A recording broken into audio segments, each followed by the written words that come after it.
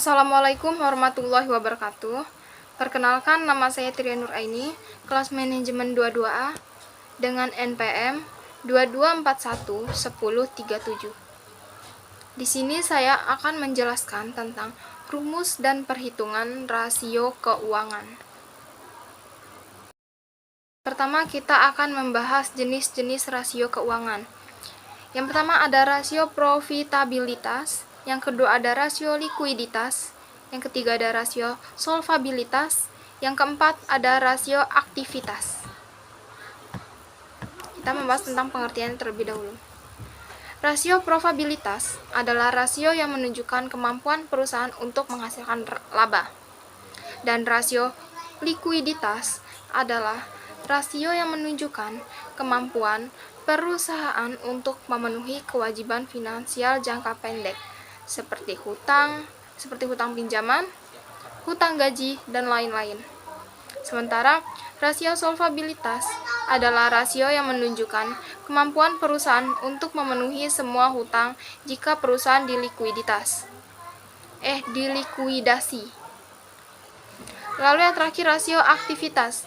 Rasio aktivitas adalah rasio yang mengukur efisiensi penggunaan aktiva atau kekayaan perusahaan.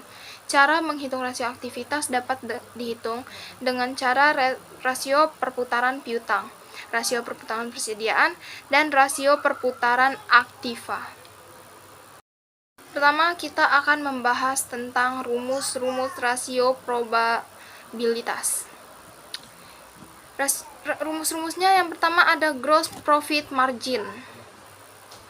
Gross profit margin ini artinya rasio yang menunjukkan kemampuan perusahaan untuk menghasilkan laba kotor dari setiap penjualan atau pendapatan.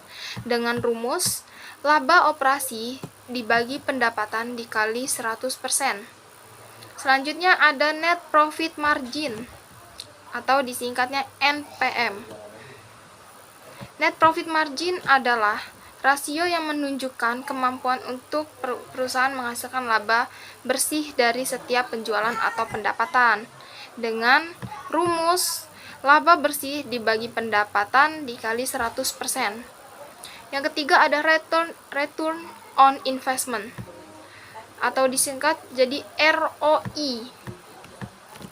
Return on investment atau ROI adalah resiko yang menunjukkan kemampuan perusahaan menghasilkan laba untuk menutupi investasi yang dikeluarkan.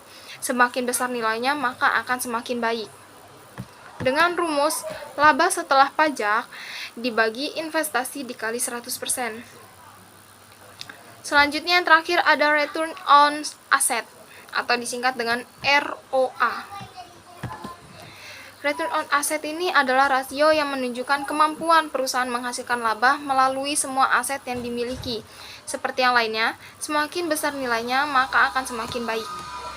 Rumus ROA ini yaitu laba setelah pajak, sama seperti ROI, tapi dia dibagi total aset dikali 100%.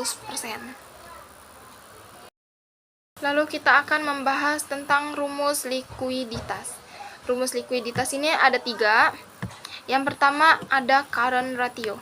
Current ratio adalah resiko yang menunjukkan kemampuan perusahaan membayar hutang lancar menggunakan aset lancar.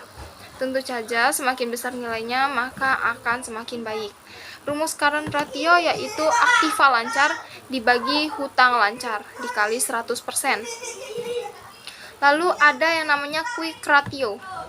Quick ratio ini adalah rasio yang menunjukkan kemampuan perusahaan membayar hutang lancar menggunakan aset lancar tanpa memasukkan persediaan. Semakin banyak nilainya, maka semakin baik. Lalu rumus dari quick ratio ini adalah aktiva lancar dikurang persediaan, karena tidak menggunakan persediaan, dibagi hutang lancar. Lalu yang terakhir ada cash ratio. Cash ratio adalah rasio yang menunjukkan kemampuan perusahaan membayar hutang lancar menggunakan kas dan setara kas. Rumusnya kas ditambah aktiva setara kas dibagi hutang lancar. Itu rumus-rumus dari rasio likuiditas. Lalu selanjutnya kita akan membahas tentang rumus rasio solvabilitas. Rumus rasio solvabilitas itu ada dua. Yang pertama debt to asset ratio. Yang kedua ada debt to equity ratio. Pertama kita akan membahas tentang debt to asset ratio. Debt to asset ratio adalah rasio yang mengukur besarnya dana yang berasal dari hutang. Nah, yang ini agak sedikit berbeda, karena semakin kecil nilainya, maka akan semakin baik. Dengan rumus total aktiva dikali 100%. Yang kedua ada debt to equity ratio. Debt to equity ratio adalah rasio yang mengukur besarnya modal yang berasal dari hutang. Sama dengan rasio sebelumnya, semakin kecil nilai rasio ini, maka semakin baik. Rumus dari debt to equity ratio yaitu total hutang dibagi modal dikali 100%. Yang terakhir ada yang namanya rasio aktivitas. Rumus dari rasio aktivitas itu ada 3. Yang pertama rasio perputaran piutang, yang kedua rasio perputaran persediaan, yang ketiga rasio perputaran aktiva.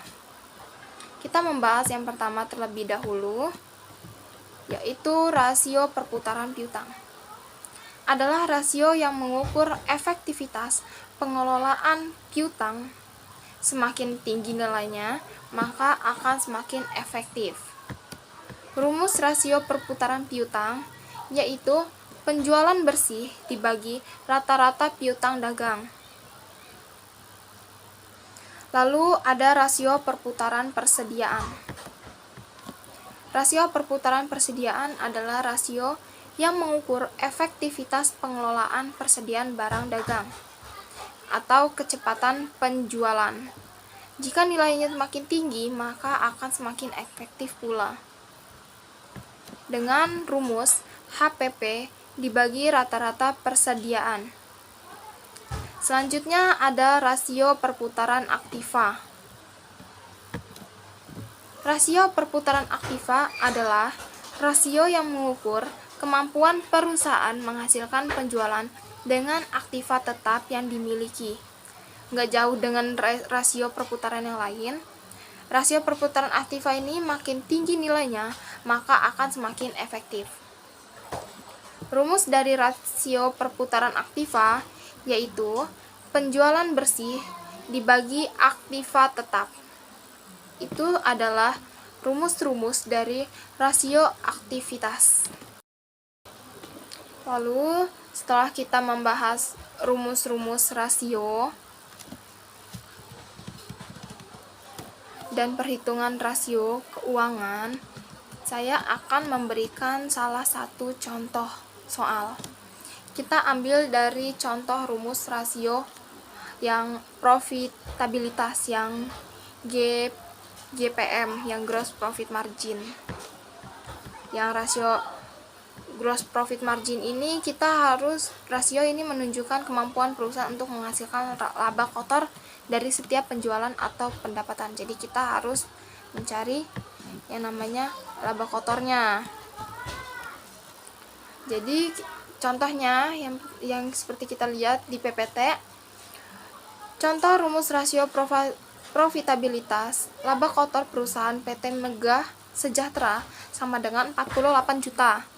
Total pendapatan perusahaannya 55 juta. Maka gross profit marginnya perusahaan PT Megah Sejahtera adalah sebagai berikut. Bisa dilihat laba kotor dibagi total pendapatan dikali 100%. Dengan laba kotornya 48 juta dibagi total pendapatannya perusahaan PT Megah Sejahtera ini 55 juta dikali 100% mendapatkan total 87%. Itu salah satu contoh dari perhitungan rasio profitabilitas yang GPM, yaitu mencari laba kotor. Oke, cukup sekian yang dapat saya sampaikan terkait dengan rumus dan perhitungan rasio keuangan. Kurang lebihnya saya mohon maaf. Saya akhiri. Wassalamualaikum warahmatullahi wabarakatuh.